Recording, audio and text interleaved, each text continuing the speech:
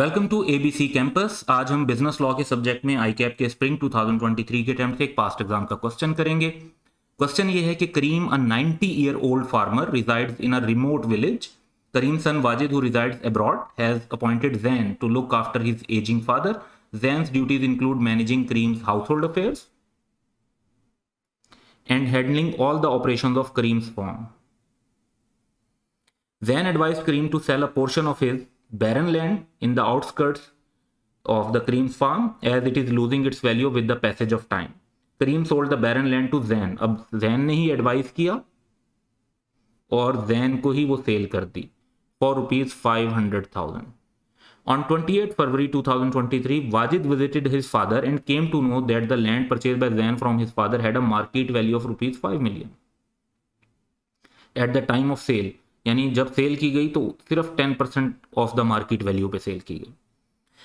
Wajid convinced Karim to file a suit against then, यानी उसने अपने फादर को कहा कि भी केस करें आप और ये जो लैंड की सेल है इसको कैंसिल करवाएं।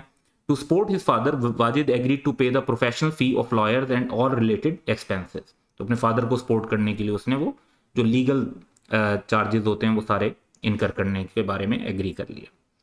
अब पहली रिक्वायरमेंट तो ये है कि कॉन्ट्रैक्ट एक्ट के मुताबिक ये डिस्कस करें कि क्या करीम सूट फाइल कर सकते हैं जैन पे, यानी कोई चांस है उनके विन करने का। तो इसको ज़रा पहले इवेल्युएट करते हैं, करीम सूट अगेंस्ट जैन। अब पहली बात तो ये कि ये अनड्यू इन्फ्लुएंस वाला क्या सिनेरियो बनता है, इसको इवेल्युएट करेंगे। तो जैन की पोजीशन टू डोमिनेट थी विल ऑफ करीम, और इसका मतलब है कि प्रिजम्पशन होगी ऑफ अनड्यू इन्फ्लुएंस। रीज़न क्या है? एक तो जैन का जो रिलेशन है विद करीम वो फिड्यूशरी रिलेशन है, क्योंकि एज अ केयर टेकर जो फिड्यूशरी रिलेशन बनता है आपने in the best interest of the person जिसको आप केयर कर रहे हैं उसके बेस्ट इंटरेस्ट में चीज़ों को करना होता है, अपने इंटरेस्ट से भी ज़्यादा। तो अटमोस्ट गुड फेथ को फॉलो करना है आपने। दूसरी बात है कि 90-year old की बात हो रही है और एजिंग फादर बाकायदा बात हो रही है, तो इससे जब कोई ऐसा पर्सन होता है जिसकी ओल्ड एज की वजह से या किसी डिजीज़ की वजह से किसी और वजह से मेंटल कैपेसिटी टेम्परेली और परमानेंटली अफेक्टेड हो, तो उसमें भी जो दूसरी पार्टी है, केयर टेकर है वगैरह, या उसके साथ जो लोग हैं वो कंसीडर होते हैं कि उनकी पोजीशन टू डोमिनेट होती है, प्रिजम्पशन होती है। तो दूसरा सिनेरियो ये है। तो यहाँ पर हमने पहली चीज़ तो ये इस्टेब्लिश की कि पोजीशन टू डोमिनेट एग्जिस्ट करती है, उसकी प्रिजम्पशन है। लेकिन अनड्यू इन्फ्लुएंस के लिए ये भी ज़रूरी होता है कि डोमिनेटिंग पोजीशन को अनफेयर एडवांटेज के लिए यूज़ किया जाए, जो कि जैन ने अपेरेंटली किया है। क्योंकि हमें यहाँ नज़र आ रहा है कि 5 मिलियन की जो लैंड है वो 500,000 में खरीदी है, यानी जस्ट 10% ऑफ वैल्यू पे खरीदी है, तो अनफेयर एडवांटेज भी यहाँ पर है।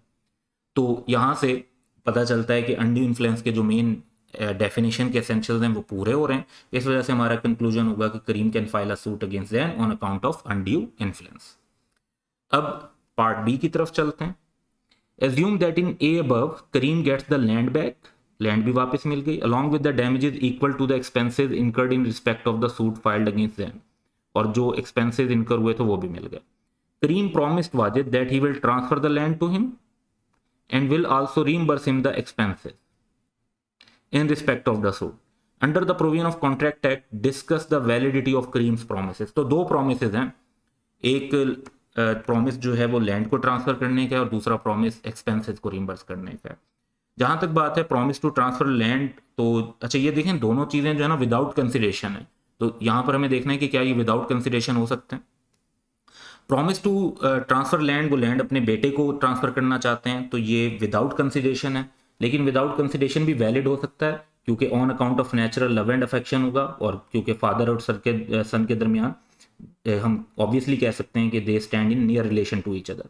लेकिन ये इन्फोर्सेबल नहीं होगा अनलेस ये प्रॉमिस एक्सप्रेस्ड इन राइटिंग है और रजिस्टर्ड है।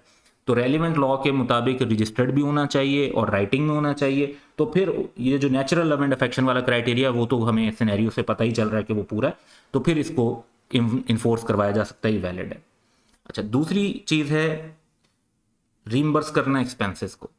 तो प्रॉमिस टू रीइंबर्स एक्सपेंसेस में कॉन्सेप्ट होता है कि पास्ट वॉलंटरी सर्विसेज के लिए जो कंपनसेशन के लिए कोई प्रॉमिस किया जाता है तो वो भी विदाउट कंसिडरेशन इन्फोर्सेबल होता है। तो यहाँ पर एक किस्म की पास्ट वॉलंटरी उसने हेल्प की थी अपने फादर की, और अगर उसको कंपनसेट करने के लिए वो प्रॉमिस कर लेते हैं तो वो प्रॉमिस जो है वो इन्फोर्सेबल ही होता है, इवन इफ विदाउट कंसिडरेशन हो, क्योंकि पास्ट सब जो ऑलरेडी ग्रेटिशियस एक्ट हो चुका है वो वैसे तो कंसिडरेशन नहीं है, लेकिन स्टिल बाद में अगर उसको कंपनसेट करने के लिए प्रॉमिस कर दिया गया तो लॉ के मुताबिक सेक्शन 25 के मुताबिक वो इन्फोर्सेबल होता है। तो ये हमारे इन दोनों पार्ट्स का आंसर बनता था। That's all for today, have a good day.